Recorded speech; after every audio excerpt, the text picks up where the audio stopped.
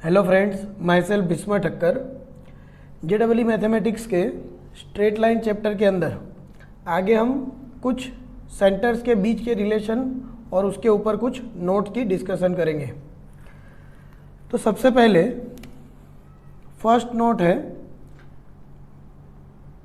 Centroid and in centre always lies inside the triangle।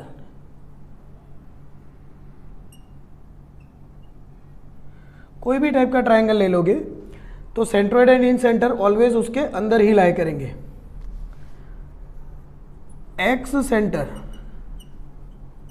Always lies outside the triangle, यानी कि जो x centre होता है वो ट्रायंगल के आउटसाइड ही ऑलवेज लाई करेगा। थर्ड होता है ऑर्थो सेंटर। तो राइट एंगल ट्रायंगल के अंदर बेटा ऑर्थो सेंटर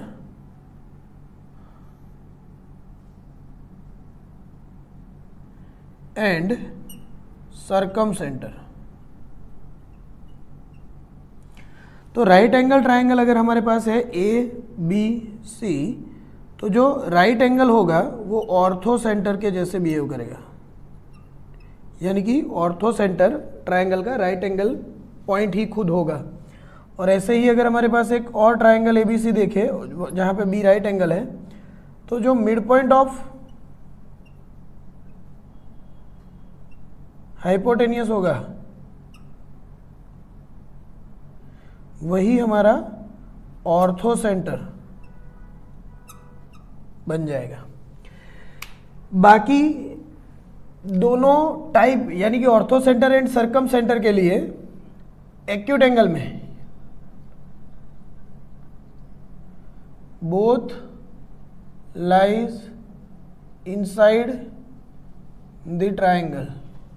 और ऐसे ही अगर ऑब्ट्यूस एंगल के लिए देखें, ऑब्ट्यूस एंगल ट्रायंगल में both lies outside the triangle. तो orthocentre and circumcentre का बिहेवियर या लोकेशन हमें सिर्फ राइट एंगल के लिए ही याद रखना चाहिए। बाकी दोनों का behaviour acute angle and obtuse angle दोनों टाइप के ट्रायंगल के लिए एक जैसा ही होगा। आगे बेटा orthocentre, centroid and circumcentre are always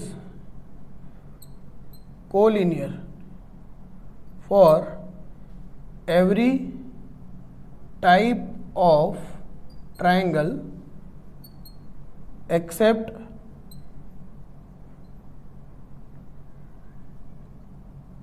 equilateral triangle.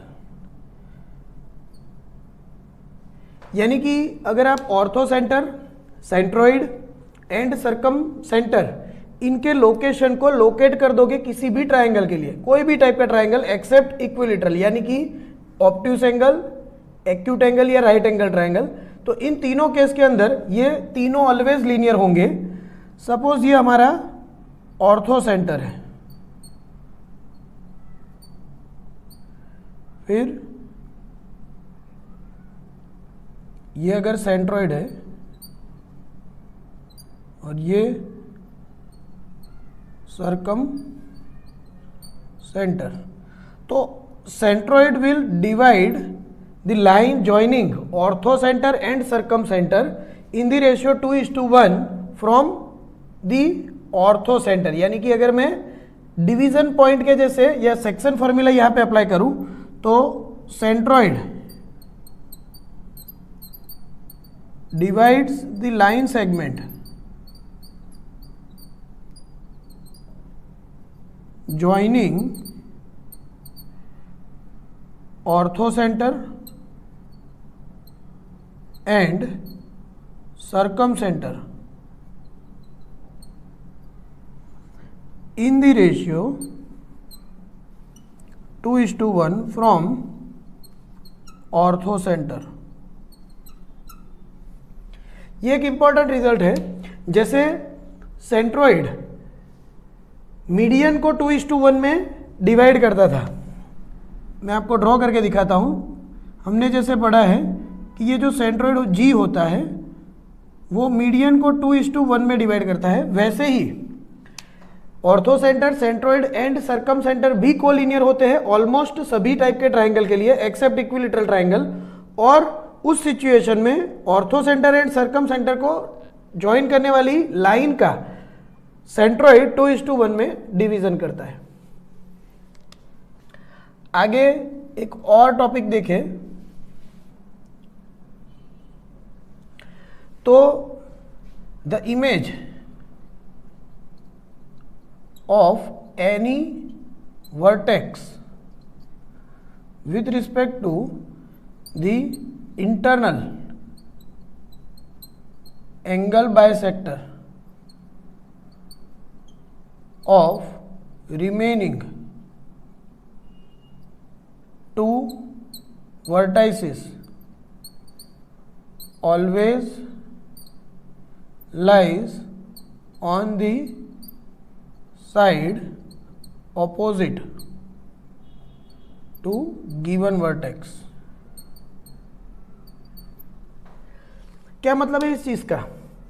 तो किसी भी ट्रायंगल के लिए ध्यान से देखना, किसी भी ट्रायंगल के लिए अगर मैं सपोज इस वर्टेक्स ए की बात कर रहा हूं तो जो रिमेनिंग वर्टेक्स होंगे वो एक बी होगा और एक सी, और इनके इंटरनल एंगल बाइसेक्टर जो भी होंगे उनके रिस्पेक्ट में अगर मैं इस ए की इमेज निकालूं तो इस ए पॉइंट की इमेज यहाँ पे कुछ A1 मिलेगी। सपोज ये CE है, ये BD है, और with respect to BD image of A हमें यहाँ पे A की image with respect to CE हमें A1 मिलेगी और BD के रिस्पेक्ट में यहाँ पे कुछ इमेज A2 मिलेगी। इसका ये मतलब हुआ कि अगर मैं रिमेनिंग दो एंगल के एंगल बाइसेक्टर को अगर लोकेट कर दूं और इमेज फाइंड करूं ए की with respect to this two line, हम आगे इसी चैप्टर के अंदर देखेंगे कि किसी पॉइंट के रिस्पेक्ट में किसी लाइन के रिस्पेक्ट में पॉइंट की इमेज कैसे फाइंड की जा सकती है। तो जो इमेज हमें मिलेगी वो ऑलवेज ऑपोजिट साइड के ऊपर लाई करेगी। लास्ट एक और ऑब्जर्वेशन है, image of ortho centre with respect to any side of triangle always lies on the circumcircle of the triangle। Orthocentre triangle का जो होता है उसकी किसी भी साइड के रिस्पेक्ट में अगर हम इमेज निकालें तो जो पॉइंट हमें इमेज में मिलेगा वो ऑलवेज एक सर्कल के ऊपर लाई करेगा और वो सर्कल उस ट्रायंगल का सर्कम सर्कल होगा। तो जनरली इतने रिलेशन हमें इन सेंटर्स एंड पॉइंट्स के बारे में याद रखने हैं। इनका किसी भी क्वेश्चन के अंदर यूज हो सकता है, तो आपको थरली इनको लिख लिख के याद रखना होगा। आगे नेक्स्ट हम लोकस ऑफ अ पॉइंट क्या होता है और इक्वेशन ऑफ लोकस क्या होता है इसकी डिस्कशन करते हैं। नेक्स्ट बेटा थियरी टॉपिक है हमारा लोकस। ये वर्ड आपने बहुत सारी जगह पे देखा होगा, find the locus of a point, find the equation of locus, और फाइंड और identify the curve which is followed by given point, और identify the path of given point. तो ये सारे लोकस रिलेटेड क्वेश्चन है। बेसिकली लोकस होता क्या है? तो locus is a path which is followed by given point under one और मोर गिवन कंडीशन। क्या मतलब है? तो कोई एक पॉइंट के ऊपर कुछ कंडीशन आपको क्वेश्चन में दी होगी और उस कंडीशन को सेटिस्फाई करते हुए कोई एक पॉइंट मूव करेगा, तो ऐसे मूविंग पॉइंट के पाथ को अगर हम ट्रेस करें तो वो होता है locus of a point. What is equation of a locus of a point? तो इक्वेशन ऑफ लोकस क्या होता है? तो the relation f of x, y equals to 0 between x and y under the given condition on moving point is called equation of locus, which must be satisfied by all the points which lies on that path। तो mathematical form में अगर हम इन condition को represent कर दें और उनको simplify करके एक इक्वेशन बना दे, तो वो जो कोई भी पाथ होगा उसके ऊपर इनफाइनाइट नंबर ऑफ पॉइंट्स होंगे और वो सब जिस इक्वेशन को सेटिस्फाई करेंगे उस इक्वेशन को बोला जाता है लोकस ऑफ अ पॉइंट। तो किसी भी क्वेश्चन में अगर आपको लोकस ऑफ पॉइंट फाइंड करना है तो उसकी एक अलग से प्रोसीजर होती है। प्रोसीजर और steps to find locus of a point. तो सबसे पहले आपको करना क्या होगा? स्टेप 1,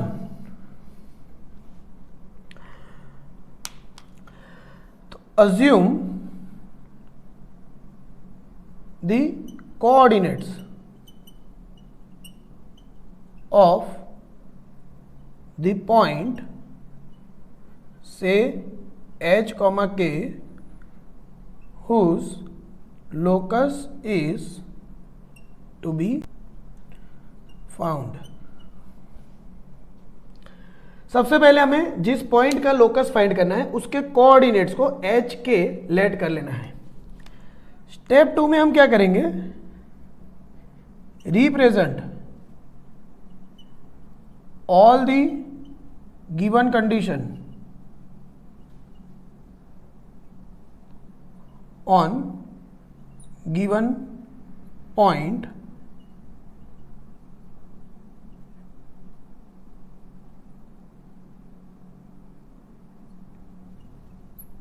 मैथमेटिकली, यानी कि represent all the given condition on given point mathematically. आपको मैथमेटिकल फॉर्म में सारी कंडीशन को कन्वर्ट कर लेना है। उसके बाद स्टेप 3 में remove all the other variables except h and k from the equation. By simplification ये करना है। और स्टेप 4 में replace h k with x and y। वापस से आपको h k की जगह पे x एंड y लिख देना है। ऐसा करने पे आपको जो रिक्वायर्ड इक्वेशन होगा लोकस का वो मिल जाएगा। स्टेप एकदम आसान है। सबसे पहले जिस पॉइंट का लोकस निकालना है उसको h एंड k अज्यूम कर लो। उसके बाद जो भी मैथमेटिकल कंडीशंस उस पॉइंट के ऊपर दी है उनको मैथमेटिकली रिप्रेजेंट करो। बाद में सिंप्लीफिकेशन करके जितने भी अननेसेसरी वेरिएबल्स है एक्सेप्ट h एंड k, यानी कि उनको छोड़ के जितने भी वेरिएबल्स है उन सबको रिमूव कर दो। और लास्ट स्टेप में वापस से जो इक्वेशन बन रहा है in terms of h k उसमें x एंड y को रिप्लेस करो h k की जगह पे। तो ऐसा करने पे फाइनली आपको जो रिक्वायर्ड लोकस होगा वो मिल जाएगा। फॉर एग्जाम्पल सपोज ऐसा क्वेश्चन है कि find the locus of a point P such that 2AP equals to PB, where A is 2,3 and B is 0,5। तो यहाँ पे हमें P पॉइंट के लोकस को फाइंड करना है और हमें कंडीशन दे दी गई है कि 2AP PB के बराबर होगा, यानी distance between A and P, उसका अगर डबल करेंगे तो वो PB के बीच के डिस्टेंस जितना हो जाएगा। तो सबसे पहले हम स्टेप्स को फॉलो करें, तो let the given point is PH, K। आगे बच्चों 2AP इक्वल्स टू PB दिया है, अगर हम स्क्वायर कर दें तो 2AP the whole square equals to PB square, that is 4AP square equals to PB square हो जाएगा। अब अगर हम डिस्टेंस फॉर्मूला यहाँ पे रख दें तो 4 into bracket H minus 2 the whole square plus K minus 3 the whole square, ये किसके बराबर हो जाएगा? तो H minus 0 the whole square plus K minus 5 the whole square के बराबर हो जाएगा। सिंप्लीफाई करने पे H square minus 4H plus 4 plus K square minus 6K plus 9 is equals to H square plus K square minus 10K plus 25, यानी कि 4H square minus 16H plus 4 plus 9 13 4 जा 52 plus 4K square minus 24K is equal to सामने H square plus K square minus 10K plus 25। तो 4H square minus H square करेंगे तो 3H square minus या 4K square plus minus K square तो plus 3K square, साथ में बचा minus 16H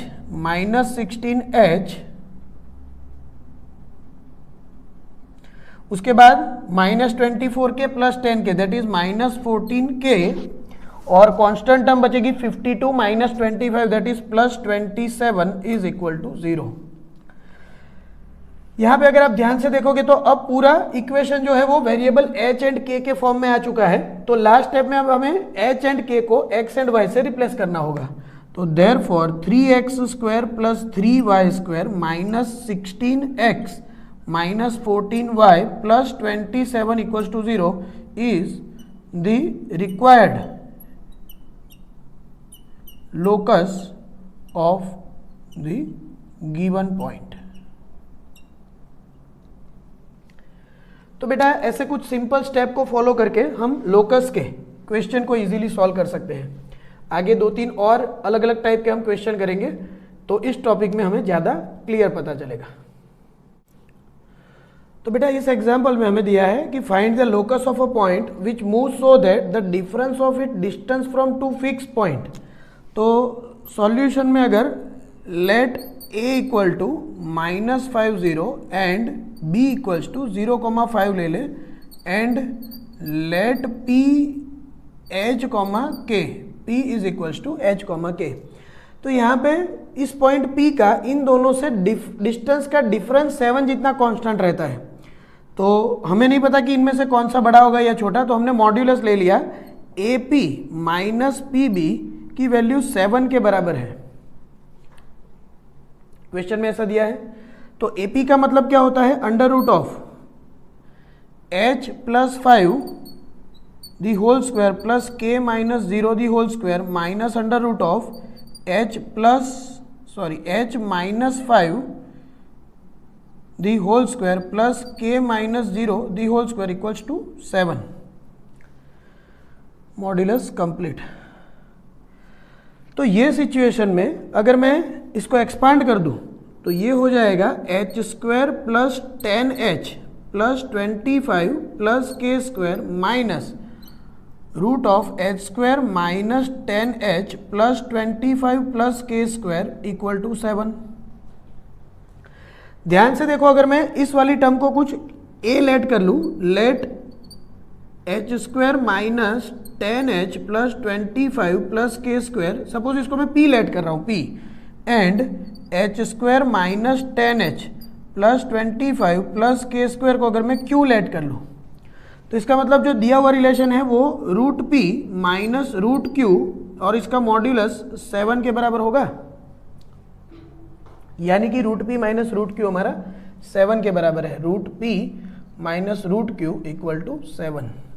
ये -7 भी हो सकता है, आगे हम क्वेश्चन को सॉल्व करेंगे तो पता चलेगा, इससे कोई फर्क नहीं पड़ने वाला क्योंकि अल्टीमेटली हम स्क्वायर रूट को हटाएंगे और स्क्वायर कर लेंगे, तो ये -7 का अभी कोई एज सच डिफरेंस नहीं होगा। आगे जनरली आप अगर कॉनिक सेक्शन जानते हो तो कोई एक इलिप्स होता है, इसकी ऑल्टरनेट डेफिनेशन होती है कि किसी दो फिक्स पॉइंट से डिस्टेंस का समेशन ऑलवेज इक्वल होना। और अगर आप हाइपरबोला अगर देखोगे तो हाइपरबोला के जो दो फोकस होते हैं, तो ये जो मूविंग पॉइंट होता है ये लोकस ऑफ मूविंग पॉइंट है। तो ये जो मूविंग पॉइंट होता है उसका, सपोज इस पॉइंट की बात करें तो दोनों फिक्स पॉइंट से डिस्टेंस का डिफरेंस ऑलवेज कांस्टेंट रहता है, यानी कि अल्टीमेटली एक हाइपरबोला है और वहां पे S P minus S dash P equals to 2a, ये टाइप का कुछ रिलेशन होता है, that is length of major axis. आप अगर कॉनिक नहीं जानते तो आपको यहां तक इतना एक्सेप्ट करना होगा, लेकिन इन जनरल ये टाइप का एक रिलेशन होता है कि S P minus S dash P 2a के बराबर हो जाता है, that is length of major axis. यहां पे अगर हम देखें तो root P minus root Q हमारा 7 के बराबर है। अब अगर मैं p एंड q का डिफरेंस ले लूं, p माइनस क्यू अगर करें तो वो होगा H square minus 10h plus 25 plus K square minus H square, यहां पे एक गलती है, ये प्लस लिखा है प्लस, तो H square plus 10h plus 25 plus K square minus H square plus 10h minus 25, यानी कि p माइनस क्यू की वैल्यू 20h जितनी होगी। तो यहां से अगर मैं इसको फैक्टराइज कर दूं तो root p minus root Q into root p plus root Q की वैल्यू 20h के बराबर होगी। तो root p minus root Q की वैल्यू अगर मैं 7 लिख दूं तो root p plus root Q की वैल्यू 20 डिवाइड बाई 7h जितनी हो जाएगी। और हम जानते ही है कि root p minus root Q की वैल्यू ऑलरेडी 7 है, तो अगर हम इन दोनों को ऐड कर दें तो 2 root p equal to 20 divide by 7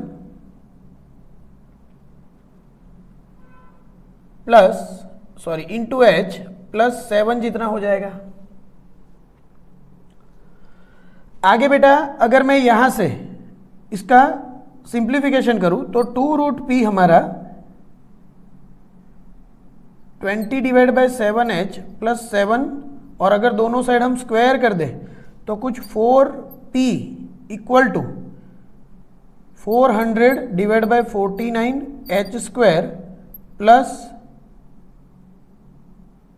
40h plus 49 के बराबर हो जाएगा।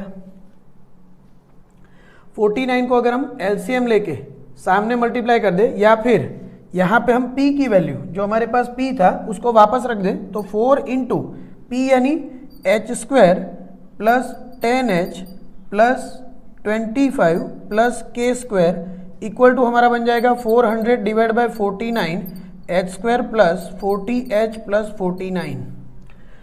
तो यहाँ पे जो अननेसेसरी वेरिएबल्स थे हमारे p एंड q, उसको हमने टोटली क्वेश्चन में से रिमूव कर दिया। अब अगर हम इस वाले को थोड़ा सिंप्लीफाई कर दें, जैसे 4h square plus 40h plus 100 plus 4k square, वो हमारा 400 divide by 49 h square plus 40h plus 49 जितना हो जाएगा। अगर हम h वाली सारी टर्म्स को एक साथ ले ले और k वाली सारी टर्म्स को एक साथ ले ले, तो यहाँ से h स्क्वायर वाली टर्म को एक साथ लेने पे 400 divide by 49 minus 4 into H square minus 4k square, ये 40h कट हो जाएगा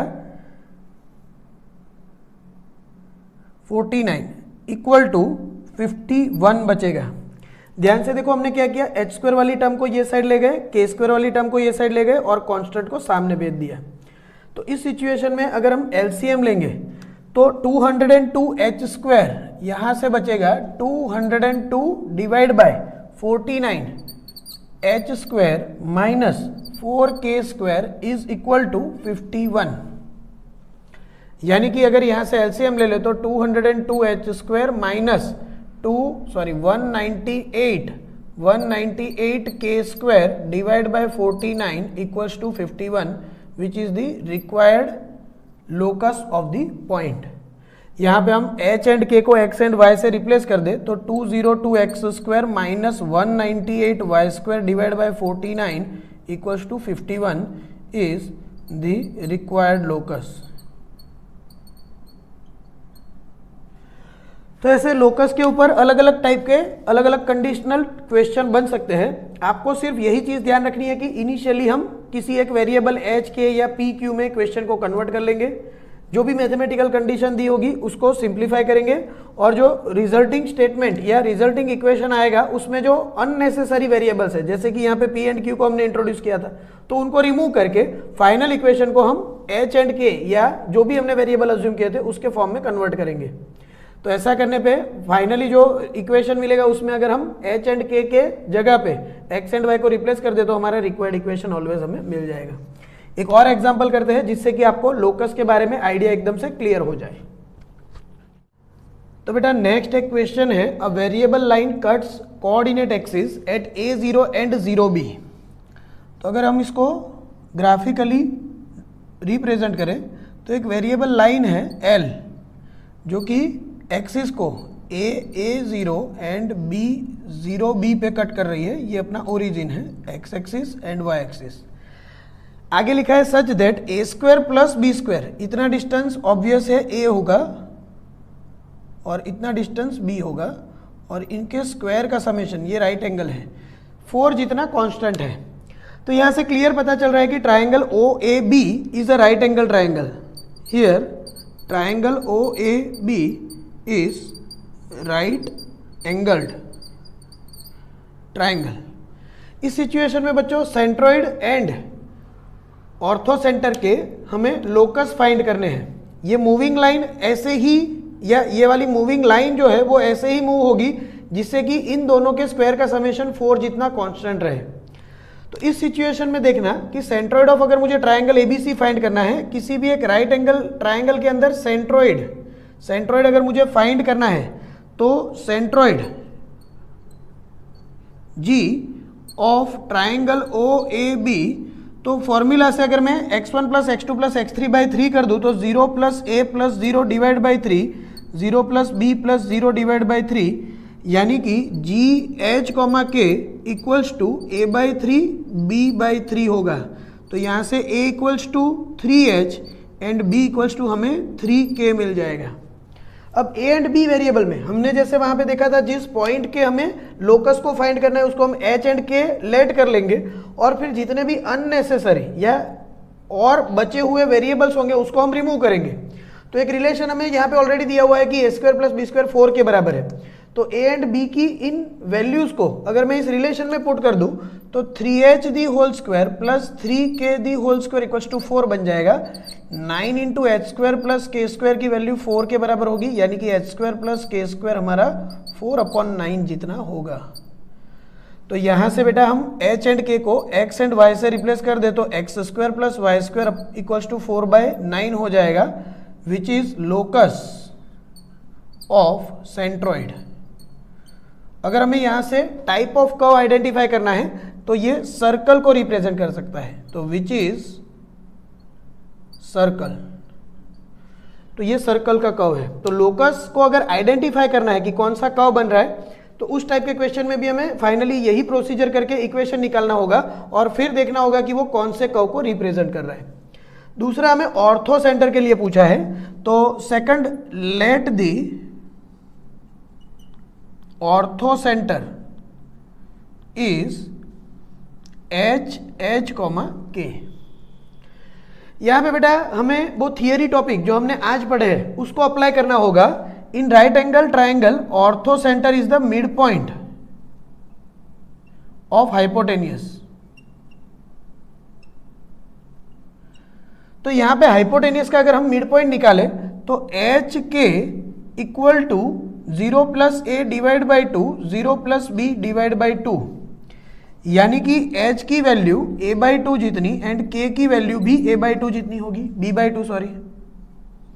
तो यहाँ से a equals to 2h and b equals to 2k बनेगा। ऐसी सिचुएशन में बच्चों अगर हम इसी रिलेशन को वापस यूज करें तो 2k the whole square plus 2h the whole square equals to 4 होगा। That is 4 into H square plus K square की वैल्यू 1 होगी, सॉरी 1 इंटू 4 जितनी होगी। 4 को अगर यहाँ से कट कर दे तो H square plus K square की फाइनली वैल्यू हमें 1 मिल जाएगी। और अगर हम एच एंड के को X square and Y square से रिप्लेस कर दे तो X square plus Y square की वैल्यू 1 होगी, which is again a circle, locus of orthocentre. तो आई होप आप लोगों को अब आइडिया क्लियर हो गया होगा कि हमें लोकस फाइंड करना है तो प्रोसीजर क्या फॉलो करनी चाहिए। आप इतने इजी स्टेप को अगर हर बार क्वेश्चन में फॉलो करके थोड़ा सा सिंप्लीफिकेशन सोच के करोगे तो रिक्वायर्ड लोकस का इक्वेशन आपको मिल जाएगा।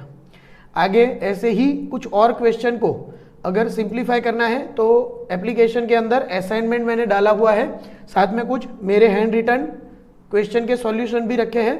तो आप नोट्स को और असाइनमेंट को डाउनलोड करके इसकी प्रैक्टिस कर सकते हो। नेक्स्ट लेक्चर में बच्चों स्लोप क्या होता है, इंक्लिनेशन क्या होता है, लाइन के डिफरेंट टाइप ऑफ स्लोप कैसे फाइंड किए जा सकते हैं और स्लोप की अलग अलग फॉर्मूला क्या क्या होती है उसके बारे में हम नेक्स्ट लेक्चर में डिस्कस को कंटिन्यू करेंगे। तो मिलते हैं बच्चों नेक्स्ट लेक्चर में। Good bye.